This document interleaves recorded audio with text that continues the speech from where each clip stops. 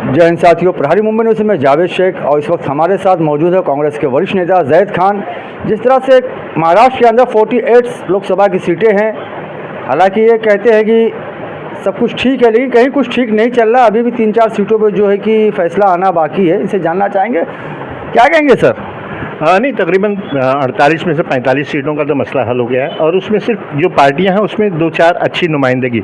देखिए, मुकाबला जो है ना वो वक्त के झूठे इंसान से, जो झूठी गारंटियां लेता है, जुमले बोलता है, उससे मुकाबला है। तो ऐसे लोगों से मुकाबले के लिए कैंडिडेट भी हमारा अच्छा आना चाहिए। सर, कहीं जिस तरह से देखा गया है कि 48 कैंडिडेट्स है, अभी तक कोई भी एक मुस्लिम कैंडिडेट नहीं आया।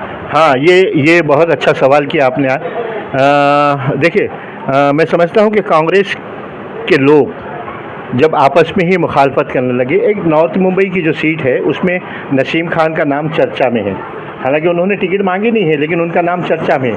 वजह यह है कि वो कॉन्स्टिट्यूंसी ऐसी है कि जिसमें 25% मुसलमान हैं, उत्तर भारतीय हैं, दलित हैं, एसटी हैं, और वो मराठा समाज जो शिवसेना आज हमारे साथ में, उनके साथ मराठों के 2.5 लाख वोट हैं। तो अच्छा, पिछला जो चुनाव हुआ था उसमें तकरीबन 1 लाख वोटों की मार्जिन से हार जीत हुई थी। लेकिन नसीम खान अगर लड़ते हैं, देखिए नसीम खान का जो नाम है वो मैं समझता हूँ कि महाराष्ट्र के मुसलमानों में एक अजीम कायद है।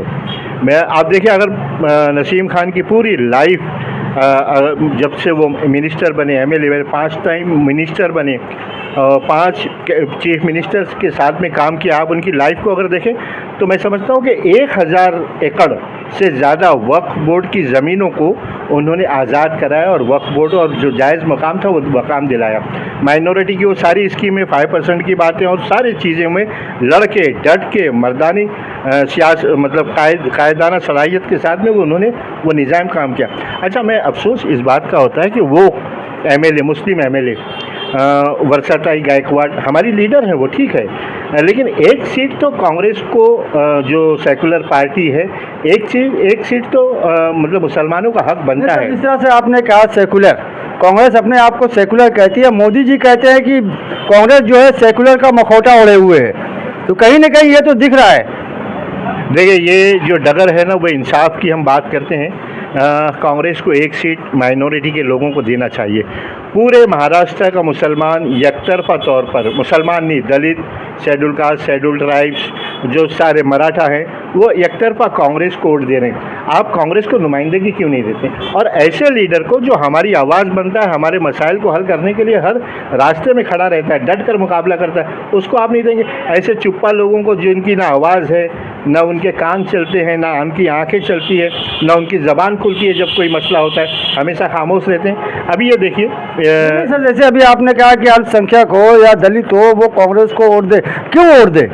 इनको वोट दे क्यों? कांग्रेस में और बीजेपी में क्या फ़र्क दिख रहा है आपको? देखिए, 2 बुनियादी फ़र्क है।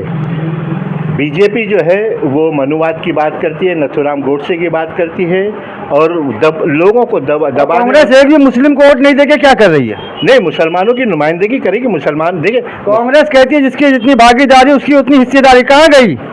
देखिए, आज का जो वक्त है ना, ठीक है, हम ज़्यादा सीटों का मुतालबा नहीं करते, कम से कम एक सीट तो मुसलमान की बनती है, उसको कांग्रेस को देना चाहिए। और ये आपकी कांग्रेस ही कहती है जिसकी जितनी भागीदारी उसकी उतनी हिस्सेदारी, तो मुस्लिम वोट दे तो दे, क्यों दे?